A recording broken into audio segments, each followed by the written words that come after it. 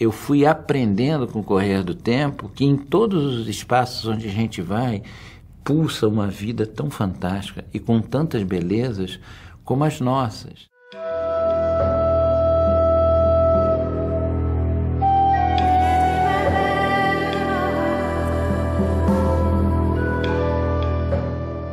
O universo é um grande exemplo disso, né? Ele parece plácido, estável, mas na realidade é a vida, né? É o ser, o viver, morrer para gerar novas vidas. Através do microscópio, a gente consegue chegar a ampliações que o nosso olho não alcança. E assim, é muito fascinante. Você, numa lâmina pequenininha, você tem todo o universo, cara. Você pode pegar uma gota e ali você vê todo mundo de vida, de protozoários, de vírus, de bactérias.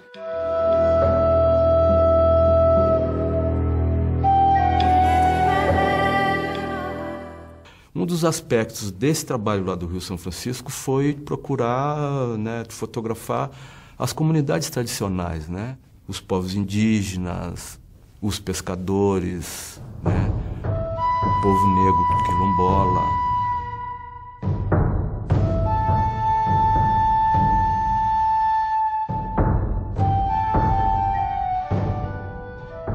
Eu acho que a função de um documentarista é também fazer quem está vendo esse trabalho a pensar.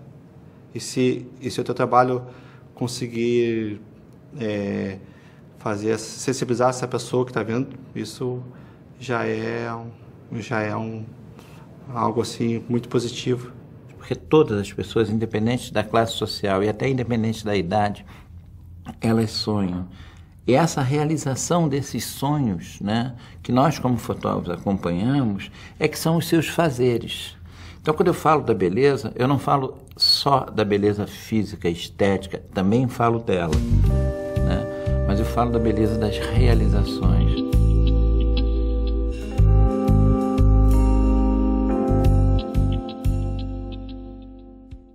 Eu tento documentar o exato momento em que o trauma se realiza na vida de uma pessoa ou de várias pessoas. E que naquele momento, aquela pessoa ou aquelas pessoas não existam mais. A vida como ela se entendeu até hoje, ela não vai existir mais. Homens fotografados.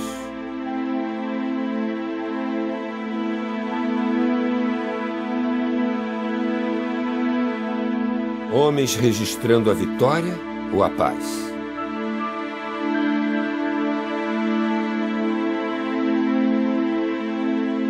Quelle connerie la guerre, babaquice a guerra.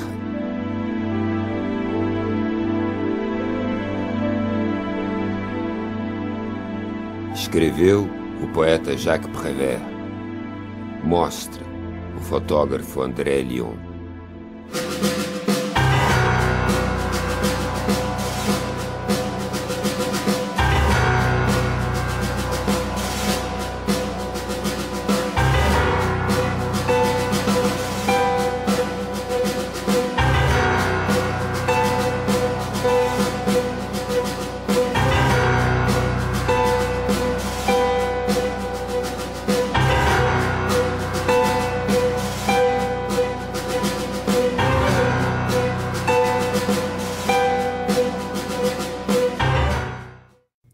O universo pode ser medido em trilhões de quilômetros ou em milimicrons.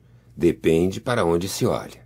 Em todo momento, seja na micro ou na macro, quando a gente faz uma captura, a gente enxerga muita vida mesmo, assim, uma coisa muito interessante, assim. Às vezes eu até brinco, assim, eu estou vendo uma imagem, estou vendo um lago, estou vendo uma folha, estou vendo uma árvore, já estou imaginando que mundo tem ali dentro, assim, o que eu posso fotografar ali dentro.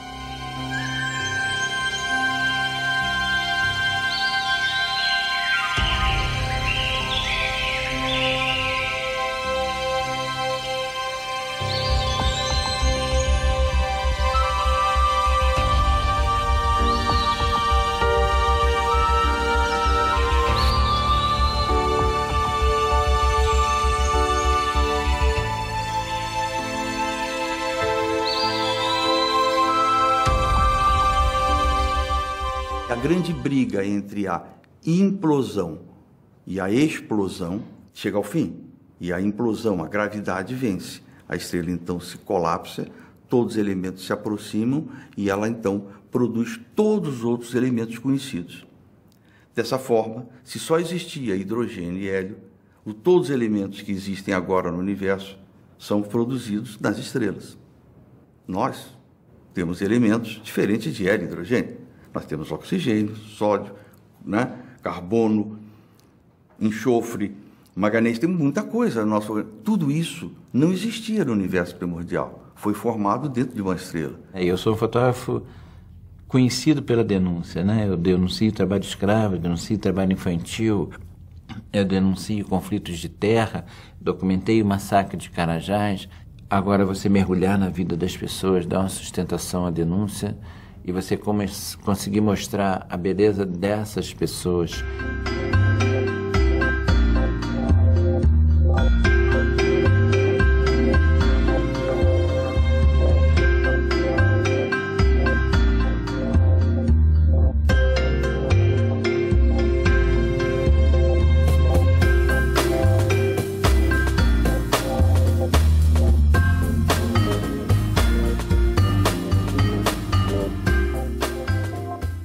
Somos o que fazemos, mas somos principalmente o que fazemos para mudar o que somos.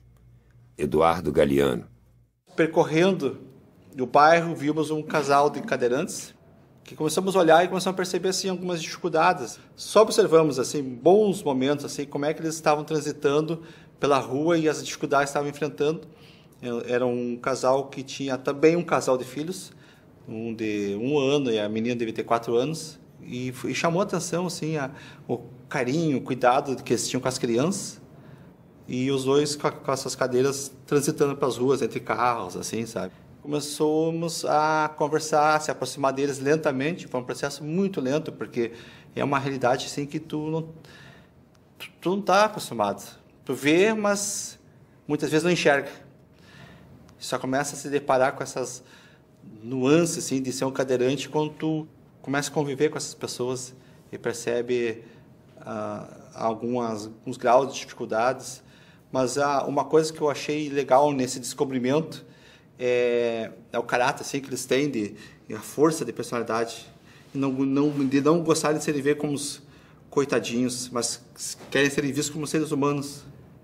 É uma lição de vida. Eu acompanhei durante 4 meses a galera, a molecada que soltava pipa e tal no Jacarezinho, porque é uma cultura muito forte de lá e de outras favelas também.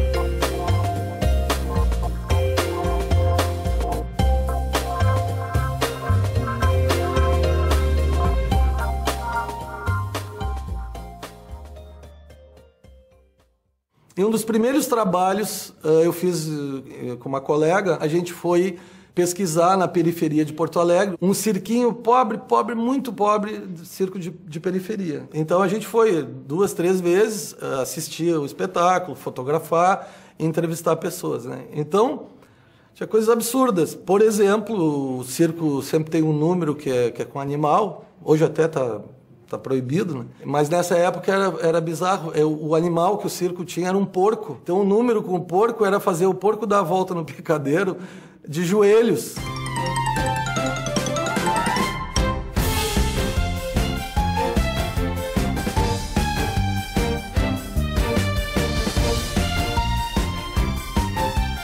O cara seria preso hoje, o dono do circo. Era um porco amestrado. E era assim, um acampamento paupérrimo, era um circo familiar, né? Era um senhor já velhinho, a mulher na bilheteria, a filha dele, o cara casado com a filha dele, que era o domador.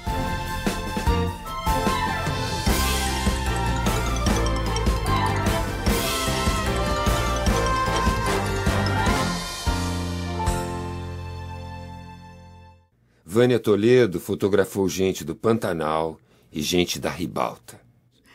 Eu fiquei muito bem impressionada com a capacidade que o pantaneiro tem de sobrevivência pessoal. Eles sabem cozinhar, costurar, o bicho que ele mata, ele faz o sapato, faz a roupa, faz a veste, ele sabe fazer silêncio, ele tem um olhar de profundidade. E eu falei, gente, que aguçamento que esse povo tem de olhar. Aí, em Campo Grande, eu montei uma tendinha branca com a minha maleta de fotografia virada para cima e fotografei todos à luz do meio-dia. Todo mundo que passava falava assim, eu estou fazendo um livro do Pantanal, você quer aparecer? E provavelmente nunca tinham sido fotografados, sentavam e pousavam para mim. E tinha uma entrega de olhar, tinha uma entrega de alma, uma coisa tão absolutamente genial.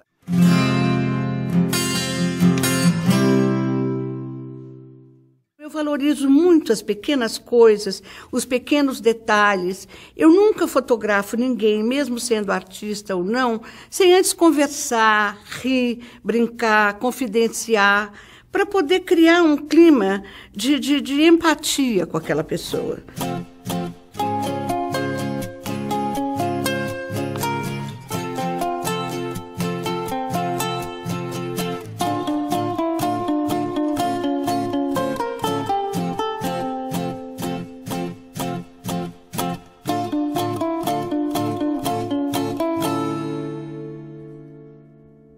Por o Rio São Francisco ser um rio de caráter nacional, né, o maior rio brasileiro, aquele debate não deveria ficar reduzido a uma questão regional. E a gente encontrou inúmeros açudes grandes, enormes, com um monte de água, né, e esses açudes nunca secam, né? O grande problema é que essa água não é distribuída para o povo que precisa da água, né? Então é o seguinte, você vê que tem os açudes, mas que não tem nenhuma interligação através de adutoras entre um e outro, né? Ou seja, antes de fazer a obra, eles nem tentaram distribuir essa água que já existe nos açudes. Então a água é um fator de luta de classe, sim. Essa água serve a quem? Eu acho que a reforma agrária ela está acontecendo desde a época de Moisés, quando ele levou aquele povão para passar o Mar Vermelho, para conquistar a terra, a reforma agrária já começou ali, né? E até hoje está para terminar. Eu acho que hoje em dia a gente divulga muito pouco esses efeitos que o Movimento Sem Terra teve na sociedade. Nossos assentamentos é coisa impressionante. Você vai no Sergipe, um assentamento que eles fazem no coletivo, no ano retrasado, nós estamos em 2012, 2010, 2011, eles produziram 150 mil sacos de milho, gente. E ninguém fica sabendo. O curso de Direito, que teve a formatura pelo Pronera, só de assentados e pequenodutores do Pronera, de Direito, onde eles prestavam o exame para a OAB, e 5, antes de terminar o curso, passaram na ordem da OAB. Assentado.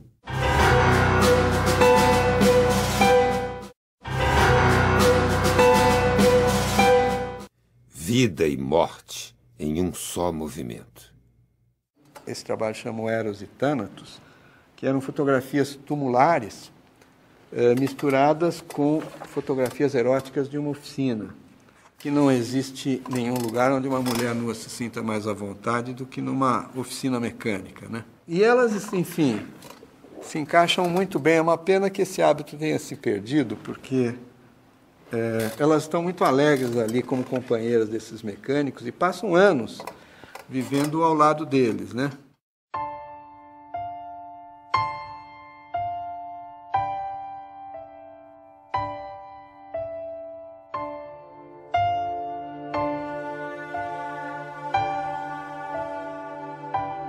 Talvez a grande vocação da fotografia seja realmente ela se transformar em suporte efetivo. Quer dizer, ela está lá pendurada na parede, ela está lá quietinha, vamos dizer, mas ela está lá sempre companheira. Quer dizer, neguinho põe a fotografia do filho na sua mesa, neguinho pendura imagens para lhe fazer uma companhia silenciosa.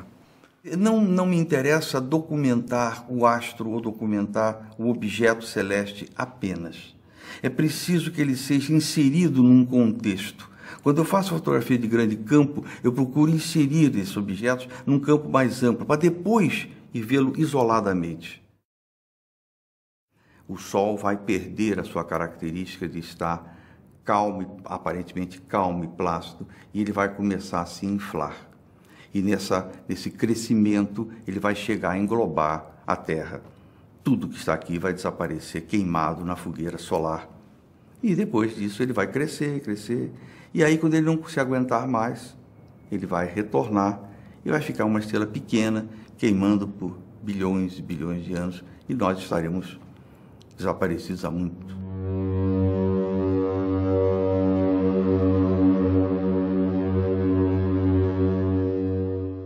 O homem tem capacidade destrutiva muito maior do que esse Sol que cresce, né?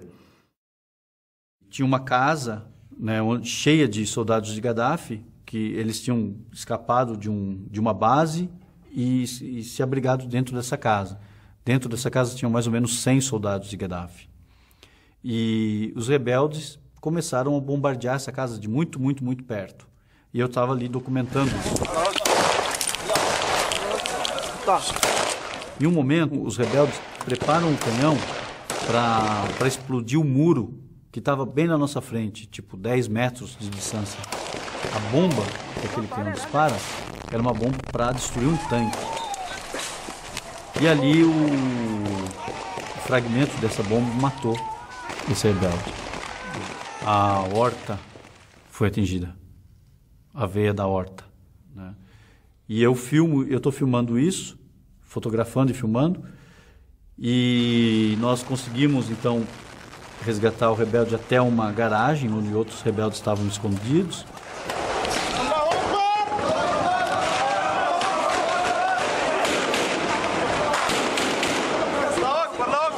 E ele perdeu todo o sangue dele em menos de um minuto.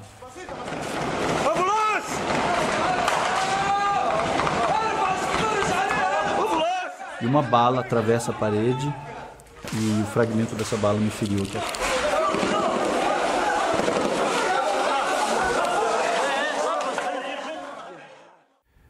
Aqui nas costas. Na hora eu achei que o ferimento fosse bastante sério, mas que a dor foi muito, muito grande. Mas depois eu senti que não tinha sangue, que eu tinha pouco sangue. E falei, ok, vamos continuar trabalhando.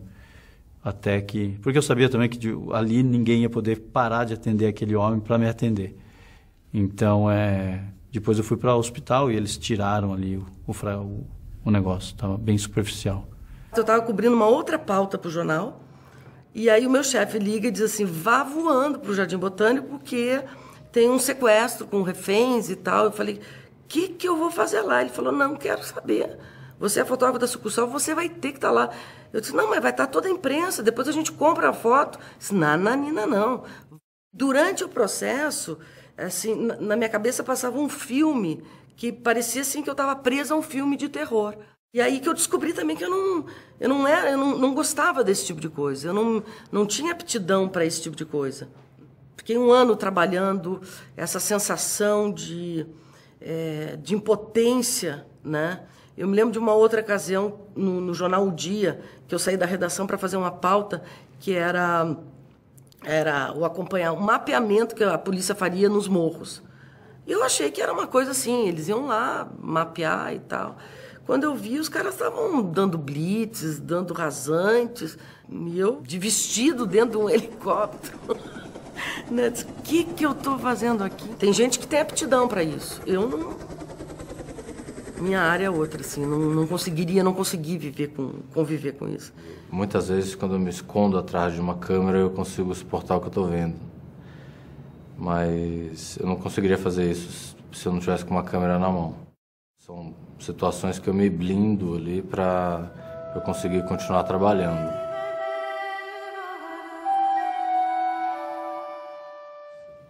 Os desastres naturais que eu cobri, eu acho que hoje eu mudei a razão de valores na minha vida, né? O que eu vivi, o que eu passei nesse período.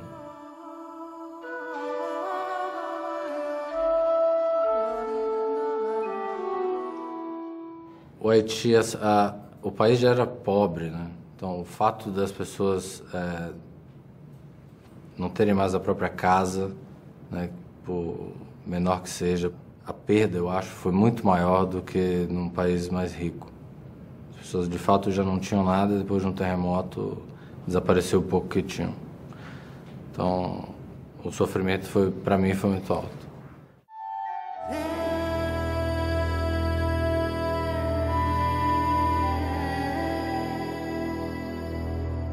A série do Haiti, na verdade, eu não quis fotografar o que exatamente. Eu fotografei, claro, eu tenho fotos do Haiti, dos dias antes e depois e durante o terremoto, mas para mim o que representava aquilo tudo eram aquelas roupas que eu via no chão e que são reais.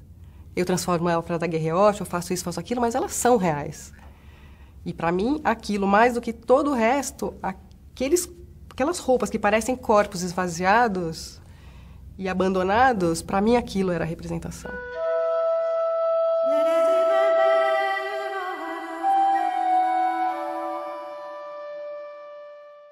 Rodrigo Mestres encontra vida nos cristais a cada mudança de temperatura. Foi um material chamado EDTA. É um material, são cristais. Esse material, nós pegamos esse material numa lâmina, botamos numa estufa e aquecemos. Aí quando eu botei no microscópio, ficou mais ou menos entre 1 hora e 1h30 mudando de cor, padrão de cor, cristais, é como se estivessem em evolução. Assim, foi um momento assim, muito legal. Assim. Eu via o material mudando na minha frente. Assim.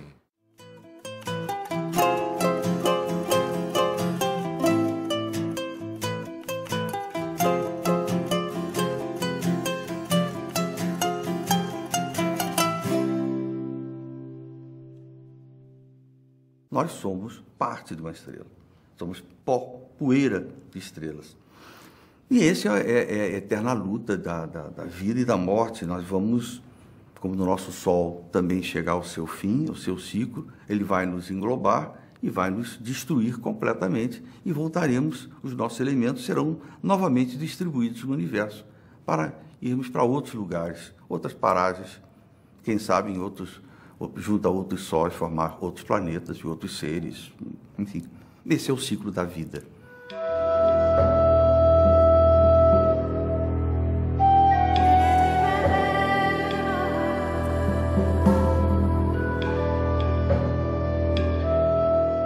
A vida é um caminho de sombras e luzes. O importante é que se saiba vitalizar as sombras e aproveitar as luzes. Henri Bergson.